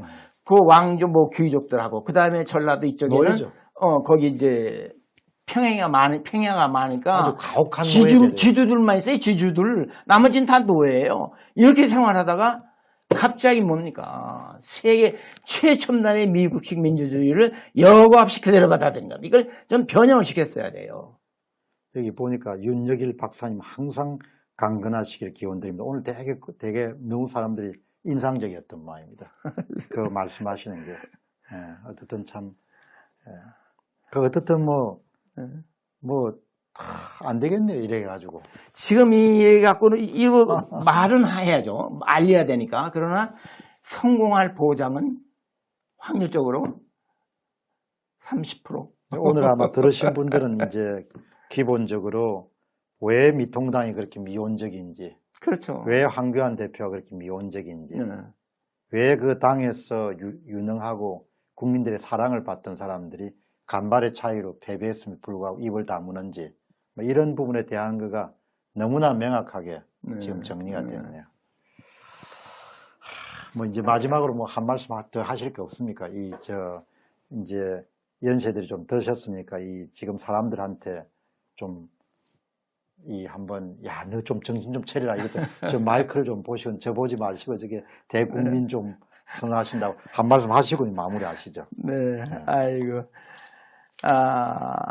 민주주의는 좋습니다. 민주주의는. 그러나 우리 수준에 맞는 박정희 대통령 그런 말 할 때는 내가 젊었을 때 나도 반대했어요. 내가 젊었을 때는. 그러나 이제 나이 들고 보니까 민주주의 하다가 망한 나라가 아르헨틴, 베네수엘라 다 망했어요. 그리스. 민주주의 좋죠. 민주주의라는 것은 나에게 유리하면 표를 찍게 돼 있어요. 그래서 다 망했잖아요. 그래서 가장 좋은 것은 국민을 사랑하는 정권이 돼야 된다. 국민을 사랑해야 된다. 그렇죠. 네. 국민을 사랑하죠. 지금 중국은 왜 안 되는가 하면 우리 인구가 14억인데 몇십만 몇백만 명 죽어도 관계없는 그건 신경 쓰지 마. 그러죠. 그냥 사람으로 네. 예. 그리고 박정희 대통령이 이야기한 것처럼 놀고 먹을 생각하지 마라. 지금 젊은이 내가 한마디 중요한 걸 뺐습니다. 우리나라 젊은이 이거 안 됩니다. 자 보세요. 우리 때가 고생을 제일 많이 했습니다. 밥을 제대로 못 먹었어요. 해방이 됐을 때 5살이었어요. 아니 내가 그 6.25 났을 때가 11살 5학년 때였어. 국민학교 5학년. 네. 뭔가 하면은 우리가 그렇게 고생해서 이제 이게 우리 친구들이 미국에 와서 잡을 3개 뛰는 사람이 있어요. 하루에 3개 뛰. 생각이 어디 가능하다고 생각해. 하루에 3잡을 뛰기 8시간씩 24시간을 일을 하는 거예요. 그렇게 하면서 노력해서 벌어서 내가 고생을 했으니까 내 자식은 좀 도와줘야지 해서 이게 잘못된 거죠. 이것을 요람에서 무덤까지라는 용어가 그때 나온 겁니다. 자식이 그렇게 만들어 놓은 거예요. 그 젊은 아이들이 용기가 없고 자신감이 없는 거예요. 그래서 거저주는 거 제일 좋아해요. 거저주는 거. 그래서 지금 정부에서 몇 푼 주니까 지금 제가 대무대 그 전에 한참 할 때 겨울에 그 촛불 시위할 때 나가보면 우리 쪽 대모 할머니 할아버지 잘해야 아저씨 아줌마가 나와 있어요. 젊은 사람 하나도 없어요. 홍콩을 보세요. 그럼요. 홍콩은 지금 내가 CNN 같은 거 보면은 몽둥이 갖고 다 거기에는 할머니, 할아버지 근처에도 없어요. 아저씨, 아줌마도 없어요. 거의 다 젊은 아이들이에요. 나와가지고 몽둥이 들고 경찰하고 싸웁니다. 오늘 윤 박사님 나오셔가지고 정차선 님이 의심했던 조작선거 이제 감을 잡았습니다. 답답한 현실입니다. 권력자들의 장난에 국민은 쏟고 있으면서 그걸 알지 못하니 부화통이 터집니다. 이렇게 오늘 정언을 해주셔가지고 감사합니다. 아주 참 홍콩은 패기가 살아있죠. 결기가. 그래서 그 차이가 뭐냐면 우리는 그런 이조 시대로부터 일본 억압하기 살았고 그 아이들이 영국 식민지를 했는데 거기는 민주적인 자본주의적인 식민지를 했죠. 그래서 기가 살아있는 거예요. 그 민주주의가 됩니다. 그 나라는. 근데 이제 그러니까 뭐 강압적으로 나온 거죠. 여러분 오늘 이제 아주 긴급하게 윤 박사님을 모셨는데 여러분 아마 잘 들으셨을 겁니다. 정말 윤여길 박사님이 그 세월을 쌓아온 분이 아니시면은 이제 말씀하시기가 힘든 그런 내용을 말씀하셨는데 특히 공학적인 측면에서 소프트웨어를 사용하는 어떤 종류의 개표기는 증거가 있고 없고를 떠나가지고 그것 자체가 만들어낸 숫자는 그거는 사용할 수가 없다. 그런 공학적인 관점에서 그건 있을 수가 없다. 그렇게 이제 말씀 하나 하셨고 그 다음 두 번째는 왜 미통당이 그렇게 침묵하느냐 왜 그렇게 황교안 씨가 그렇게 침묵하느냐 이런 부분에 대해서 역사적인 그런 기원 그리고 그동안 윤 박사님이 활동하시며 지켜봐 온 것 이런 부분들을 다 이렇게 정언을 해 주셨고요. 그리고 모든 부분들이 그 중앙선거관리위원회를 중심으로 해가지고 어떻게 보면 큰 어떤 카르텔 같은 것이 형성되어 있다 이런 말씀들도 해 주셨습니다.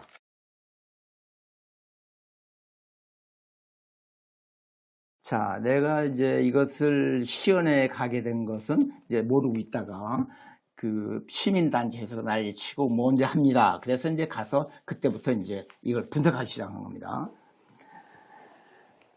우선 아까도 말했지만은 이 선관위 김대중 대통령이 이것을 쓸 때 왜 썼겠느냐 하는 거죠. 왜 썼겠어요? 이기려고 썼겠죠. 그렇죠. 처음부터. 자, 그럼 어떻게 진행되는가 이제. 자, 이것이 원래는 이 투표를 하면은 투표지를 이건 내가 선관위하고 다 확인하는 겁니다. 예. 처음에는 말 안 해요. 그때 내가 정보 공개 요구하겠다 그러니까 이제 대답을 해요. 김대중 대통령 때 그 전에는 원래 이것이 당선이 되면 그 당선자의 임기가 끝날 때까지 투표용지를 보관하게 돼 있었답니다. 근데 김대중 대통령 때 이것이 3개월로 축소됐다 이겁니다. 그래서 3개월이 지나면 무조건 폐기해도 된다. 두 번째는 만약에 소송을 그 전에 안 하면 다 폐기되는 겁니다. 소송을 했을 경우에는 소송이 끝날 날부터 3개월 이내 또 폐기한다. 왜 폐기합니까? 그러니까 지금 이거예요. 사람 죽이고 제가 이거 뭐 관계없는 일이지만 내가 너무나 잘 알기 때문에 그래요. 사람 죽이는 거. 화장하죠. 예. 왜 화장합니까? 높을수록 이렇게 높을수록 이렇습니다. 공식적으로는 높을수록 화장을 안 합니다. 대통령은 우리나라도 대통령은 화장을 합니다. 그리고 현충원에 갖다 매장을 해요. 그러나 나머지는 다 태워요. 다 태우는 것이 원칙이에요. 그리고 의심이 있는 것은 의심이 있는 것이 아니라 의심이 있을 수 있다만 해도 부검을 합니다. 반드시 부검해야 된다. 네. 근데 이것도 마찬가지예요. 이 투표지를 없애버려요. 그러면 옛날 건 뭐 4년만 되면 옛날 그래도 4년간 유지가 되면 3개월만 되면 이제 이게 하려도 못해요. 그 법이 이제 3개월 보관하는 법이 개정된 게 김대중 김대중 때 한 대통령 거죠. 때구나. 그렇죠. 그 전까지는 4년간. 그렇죠. 그 임기가 끝날 때까지. 아니 그 비용들도 아는 건데 조금이라도 의심이 있을 수 있으니까 당연히 4년 동안 보관을 해야 되죠. 처음부터 계획적이었을 것이다 라고 추정을 하는 거죠. 그렇게 추정을 할 수밖에 네, 없겠네요. 그렇죠. 합리적 의심을 그렇게 하시는 거예요. 그렇죠. 네. 왜 그렇게 서둘러 가지고 기계도 왜 그렇게 서둘러 가지고 자꾸 뭐 이렇게 기계도 빨리 폐기해야 되고 뭐 그렇게 하는지 모르겠어요. 그리고 항상 부정을 하려면은 꾸물꾸물한데 이것도 이제부터 설명하죠. 자, 예. 네. 그다음에 어떤 일이 있었는가 하면 이제 재판이 막 들어가요. 예. 재판이 들어가는데 뭐라고 대답하는가 하면은 이제 원래는 이거 심사집계부에서 이거 하면 안 되는 거예요. 예. 그리고 법에 이렇게 나와야 돼요. 왜? 전자개표기 쓰는 목적이 신속하고 그러니까 유관 검사하는 것보다 빨라야 된다 이거죠. 그 다음에 예산이 절약된다. 사람이 절약되니까. 예. 그럼 얼마 계산했느냐. 그것도 물어봐야 돼. 그럼 당신 그렇게 해서 계산한 거 나한테 가져와봐. 이래야 되는 거예요. 없어요. 말만 하는 거예요. 그럼 말로 하는 거지만 내가 증거를 이제 잡았죠. 어떻게 했는가 하면 이재진 그 치과 원장이 이 사람이 열심히 했어요. 대전인 사람인데 손학규 씨가 분당에서 출마를 했어요. 손학규하고 한나라당에 딱 단선에 나왔어요. 근데 이제 증거를 잡으려면 후보가 좋잖아요. 후보가 돼야 이제 요구하니까. 그게 나와서 출마를 했어요. 그거 부정 잡으려고 출마를 했어요. 아니, 그러니까 이재진 치과 원장이 분당에 와서 출마를 했어요. 그렇게 선거 부정을 잡으려고. 세상에, 참. 그분 지금도 계십니까? 지금 있어요. 그냥 언제든지 그분이 증거는 그분이 다 갖고 있어요. 유지담이가 사인 안 했는데 사인했다는 거, 유지담 씨가 직접 자기 말로 나 이거 사인한 일 없다고 그랬어요. 근데 거기에 유지담 씨 사인이 나와요. 한번 모셔야겠네요. 네네. 그렇게 했어요. 내가 소개하면 뭐. 집념의 인물이네. 그분은 한이 맺혔겠네요. 이게 완전히 그냥 문제들이 너무 많아요. 그 사람은 또 그거 가지고 세무조사를 받아가지고 그냥 그때 이명박대 받았어요. 이건 뭘 뜻하는가? 이명박이가 됐건 박근혜가 누가 됐건 실무 이것은 완전히 빨갱이 빨갱이 말하지 말라고 하셨던데 그럼 생략하겠어요. 빨갱이가 아니고 그 적성 세력, 예. 존북주의자들이 그렇게 한 겁니다. 꽉 잡혀 있어요. 그러니까 지금 어떻게 할 수가 없어요. 그래서 지금 제가 설명은 하지만 예. 희망을 갖고 하는 것이 아니라 우리 국민에게 알기 위해서 하는 겁니다. 왜? 예. 이건 판사, 검찰 다 제거하시겠어요? 못하죠. 예, 그런데 지금 말씀이 여기 제이미님이란 분이 세상에 공문서 보존도 중요 서류는 5년을 보존하는데 네. 어떻게 선거한 투표지를 3개월 지나서 없앨 수 있느냐. 이거는 뭐가 그리 꿀인지 서둘러 임면하는지요. 이렇게 이야기합니다. 근데 제가 듣기로는 예. 한 달로 줄어드는 말도 그건 불확실해. 내가 선관위가 통화한 것은 3개월이었어요. 그러니까 오늘 윤여길 박사님 나오셔서 이야기를 하니까 사람들이 진짜 몰랐던 걸 다 알게 돼서 아주 또 계속 이야기해 주시죠. 네. 그래서 그 다음에 심사 집계를 생략해야 된다는 건 어디서 또 이건 선관위가 말하는 겁니다. 국정감사를 2006년입니다. 근데 내가 정확히 알고 2006년 국정감사에서 시민단체가 이제 이야기를 한 거예요. 그러니까 거기서 하다가 왁싱하다 그러면 이제 돌아가서 정식으로 대답하겠다. 실무에서 모르는 사람을 보내요. 정식 대답하겠다. 그래서 공문으로 온 겁니다, 이건. 자, 공문으로 뭐라고 하는가 하면은 당신들 우리 선관위도 이것을 유관검사를 했다고 자꾸 하는데 그건 잘못이다. 그러니까 해서는 안 되는 거다. 왜? 이것은 만약에 해야 된다면 그거 안 한 개표는 다 무효냐? 신뢰성이 떨어진다. 선관위에서 공식 답변입니다. 그렇게 안 하면은 그러니까 이걸 심사집계에서 심사를 해야 된다고 생각하면은 그것을 안 한 모든 선거는 무효죠. 그러니까 신뢰도가 떨어진다 이거죠. 그러니까 다시 말해서 하지 말라 이 뜻입니다. 이것이 중앙선관위의 원래 생각입니다. 한 번 더 그걸 조금만 풀어주시죠. 네, 이거 뭐냐면 이제 약간 혼란스러워하신 분들. 네. 예. 자, 중앙선관위에 이것은 이제 국정감사 때 대답하는 겁니다. 예. 2006년도에. 네. 말이 왔다 갔다 하니까 이제 대답도 잘못하고 하니까 그러지 말고 공문으로 답하겠다. 그래서 이제 공문이 날라온 겁니다. 표시가 된 겁니다. 예. 이건 저도 있었는데 지금 거기 뭐라고 돼 있는가 하면 이거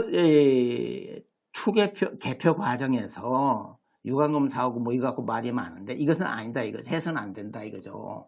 해서는 안 된다는 안 했지만 뭐라고 하는가 하면 이것을 만약에 해야 된다면 유관검사 해야 된다면은 하지 않은 그 노무현 때부터 다 안 했어요. 안 한 데가 더 많아요.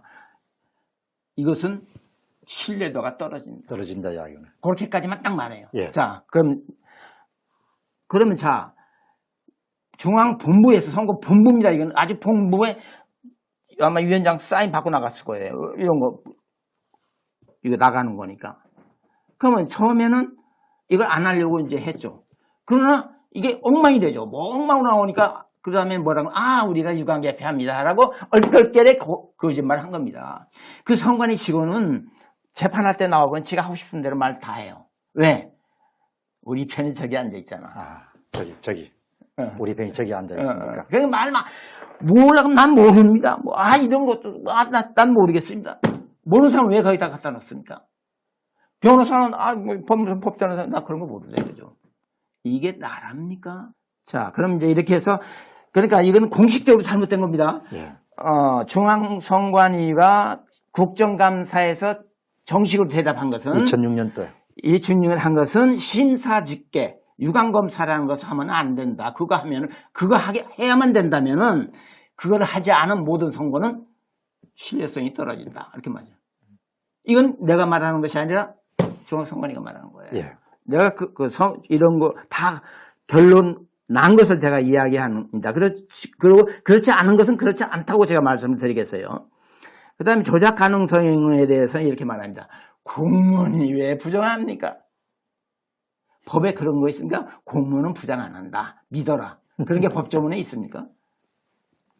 없죠. 참 기도 안 쳐서. 자, 그 다음에 이제. 조작 가능성에 대한 문의에 대해서는 그냥 우리를 믿어라. 네. 지금도 마찬가지잖아. 네. 지금도 우리를 믿어라. 우리가 네. 어떻게 그런 걸 하겠냐. 네.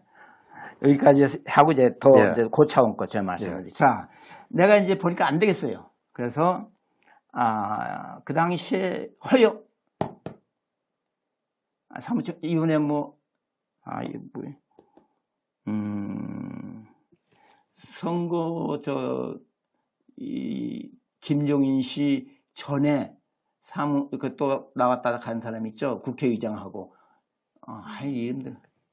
최형우 씨 말고요. 네? 최형우 씨 말고. 최영, 국회의장 했던 분. 국회의장. 이번에 미통당. 그거 했던 사람. 예. 예. 이름이 김형우. 김형우. 예. 죄송합니다. 예. 김형우 씨는 이제 그 사람이 한나라당 사무총장이에요. 갈 때 나는, 시민단체를 하나 대동했고, 저쪽에서는 디지털 팀이 나왔어요. 예. 이게 넷이 앉아서 이야기합니다. 근데 이제, 시민단체는 증거, 이거 다 이야기하고, 암소리 안 해요. 그 다음에 이제 내가 취재를 설명했어요. 그랬더니 대답한 거 그대로 말합니다. 이건 완전히 좌파라기는 그 적성 세력을 도와주는 거예요. 그러니까 김영삼 패거리가 김영삼 대통령 패거리가 후예라고 할까요? 정당 후예. 예. 네, 그게 약간 고급스럽네요. 네, 김영삼의 후예. 네, 김영삼 후예와 김대중 후예가 서로 짜고 하는 거다 이거죠. 그래서 도와줘야 되겠죠. 그래서 뭐라고 나한테 대답을 그대로 말합니다. 내 말 다 듣고 난 다음에 그건 제가 왜 이런 말 했는지는 저는 모르겠어요. 그 사람이 구청장 했는지 안 해요. 우리 구청장 선거할 때를 봐도 유관검사에도 5% 그건 차이가 납니다. 5% 차이가 나면 선거 무효됩니다. 5% 플러스 마이너스 나면 10%예요. 예. 그 정도는 눈으로 해도 나옵니다. 눈으로 검사해도 나온다는 것이 내 앞에서 김용호 씨가 한 말이에요. 그렇게 나오니까 이건 토론 대상이 안 되죠. 그래서 내가 딱 일었었어요. 수고했다고 악수하고 나오면서 디지털 팀이 있었잖아요. 기술팀이. 당신들은 도대체 어떻게 이런 전자개폐기를 쓰라고 당에 건의하느냐 그랬더니 꽝전 말 그대로 의원님들이 우리한테는 단 한 번도 잠을 구하지 않았습니다. 의원님들이 결정했습니다. 세상에. 아무도 그러니까 기술팀을 처음부터 배제한 거예요. 한나라당이. 그러니까 어떻게 보면 내가 그 전에 한번 그런 말 한 게 있었어요. 때린 시어머니보다 말린 신우가 더 밉다는 말 그 전에도 내가 한번 썼어요. 그거예요. 더 못됐어요. 한나라당이. 그리고 김영삼은 내가 아까도 말씀드렸죠. 김영삼 대통령은 무슨 짓을 했는가 하면은 전교조를 복직시켰어요. 이거 우습게 보는데 천만. 이건 김대중보다 더 잔인한 예. 그거예요. 왜? 젊은 사람을 다 빨갱이 만나. 그리고 감수성이 커요. 젊은 사람이. 예. 젊은 사람들 그 말 쓰면 그대로 그걸 인정하고 몸에 밴니다, 그게. 여기 보니까 이제 김정혜란 분이 황 대표가 조혜주 씨의 도움을 받아서 당 대표가 되었기 때문에 뭐 이런 이야기를 해놨는데. 그것도 이제 제가 한마디 해드려요. 왜 황교안 씨가 그 말이 많아요. 그때도 말이 많았잖아요. 뭐 당에 가서 뭐 안 만나주고 그래요. 이 사람들이. 시민단체 가면 안 만나줍니다. 그러면서 그 말 많은 중앙선관위에다가 자기 대표 그걸 의뢰를 했어요. 대표 선출을. 그래서 중앙선관위가 개표를 한 겁니다. 결론을 내서 황교안 씨가 당선됐습니다. 그럼 황교안 씨는 완전히 발목이 잡힌 거죠. 중앙선관위에. 그렇죠. 중앙선관위가 자기를 만들어준 거예요. 근데 조작을 했는지 안 했는지는 모르지만은 그렇게 의뢰를 한 거예요. 그래서 결과는 황교안 씨가 당선된 거로 나와요. 나는 이제 완전히 발목 잡혔죠. 그렇죠? 나를 당선시킨 사람. 그때 이제 그렇게 자유한국당의 네. 당대표 선출을 맡길 때 네. 그때 말들이 좀 많았잖아요. 네, 그걸 선관위에다 맡겨요. 말들이 많았는데 그때 중앙선관위원회에 그 선거관리위원을 맡길 때 그때 저렇게 하면 안 된다고 생각하셨습니까? 말도 아니지. 아니 지금 중앙선관위가 전자개표를 조작한다고 말이 많은데 거기에다가 나를 뽑아달라고 거기다 의뢰하는 것은 나를 뽑아주세요. 당신들 잘 할 수 있잖아. 나를 뽑아주세요. 이거죠. 간접적으로. 내가 그 양반하고 말은 안 해봤어요. 그렇지만은 그런 뜻이겠죠. 그때 모바일도 많이 썼거든요. 모바일 이렇게. 그런 것은 모두 다 조작할 수 있는 거예요. 제가 말해 소프트웨어 쓰는 건 절대 안 돼. 뭐가 장난 얼마든지 할 수 있는. 거기서 예를 또 하나 들죠. 자, 민주당 자체에서 박지원 씨하고 박지원 반대파가 있었어요. 그 당시에. 네, 이름은 정확히. 자, 있는데 이 사람들이 뭐 여론조사를 했어요. 자기들끼리. 누가 뭐 어떻게 하느냐. 했는데 박지원 씨가 이제 이겼어요. 이겼다고 그래. 반대파에서 저 조작이다. 이게 같은 뭡니까 이거 빨갱이라고 할 수는 없고 뭐 아무튼 적성 세력들이 했어요. 그래서 이제 이 사람이 자기 기술자한테 물어본 거예요. 한양공대에 그 사람들과 한 패거리인 사람이 있었던 것 같아요. 그 공대 교수래요. 전산과 교수 의뢰했어요. 이게 조작했다. 이렇게 당한 거예요. 큰일 났거든요. 자기들끼리 하는 것이 조작이 됐으면 그렇지 않아도 전자개표를 조작한다고 말이 많은데 이게 터지면 어떻게 돼요? 박정희가 즉시 양보했어요. 없던 걸 하겠다. 그것은 신문에 났고 그런 자세한 내용은 내가 어디가 세미나 하는데 그 반대로 당인가 어떤 사람이 나와서 그렇게 자세히 이야기하더라고. 이번엔 그 투표는 이렇게 했고 이렇게 해서 이렇게 탈로가 나니까 박지원 씨가 자기가 포기했다. 그게 대개 몇 년입니까? 2000 최근이겠네요. 아니 오래됐어요. 박지원 씨가 당 대표 될 때요. 아니 당 대표 그런 것이 아니라 무슨 뭔지 모르겠어요. 박지원 씨하고 반대파하고가 붙었어요. 그때는 아마 박지원 씨가 셀 때였던 것 같아요. 사실 이번에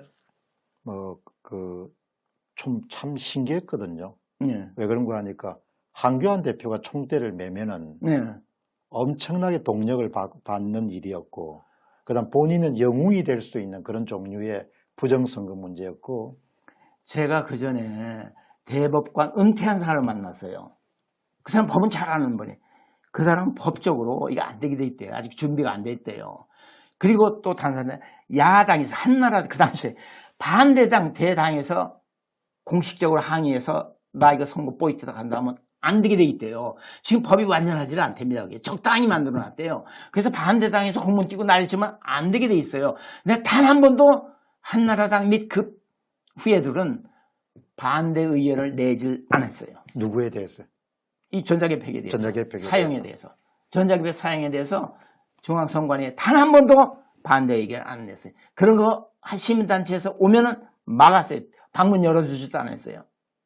나도 한번 내가 이제 또 그 다음에 만난 것이 이제 무슨 또 사무총장이 있어요. 네. 그때 이제 시민단체가 간다고 그래서 시민단체는 주로 증거 위주로 하니까 내가 기본적인 걸 설명하려고 예고 없이 갔어요. 그랬더니 처음에는 그 사람이 만난다고 그랬대요. 만난다고 그래서 내 이름은 말을 안 했어요. 만난다고 그래서 간다고 했는데 딱 하니까 핵심에서 연락이 온 것 같아. 만나지 말라고. 또 거절해요. 자기가 전자개표이기 때문에 피해를 본 사람인데 그거 잘못된 것을 알려주겠다니까 그 사람 만나주질 않는 거예요. 그러니까 김양삼 후예들과 김대중 후예가 합해서 하는 거기 때문에 이건 대단히 뒤집기가 힘들다 하는 겁니다. 힘이 없이는 안 되는 겁니다. 힘이 없이는.